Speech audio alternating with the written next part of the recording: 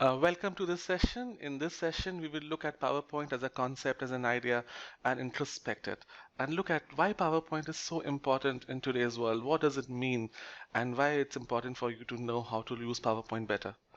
Okay, let's start with a small number. It's not a small number. It's 30 million, and that's the number of presentations that's created every single day all over the world. And this is a number that was released by Microsoft many, many years ago. Is it relevant today? Definitely so. But how many presentations were you creating 13, 14 years ago? And how many presentations do you create today? So it's safe to say that the number has increased further and that many, many more presentations are created today than were created when the 30 million number actually came out. Okay, who creates these presentations? Definitely big business houses create a lot of presentations. They have a presentation for every concept, idea, proposal, or anything that they do. There needs to be a presentation for to move ahead. And training is another area where a lot of presentations are created.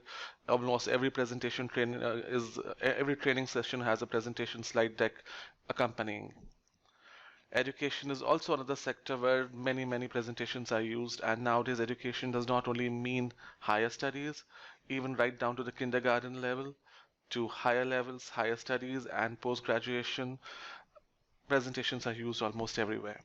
Presentations are also used for government organizations, for political parties, for organizations like the UN, and many more.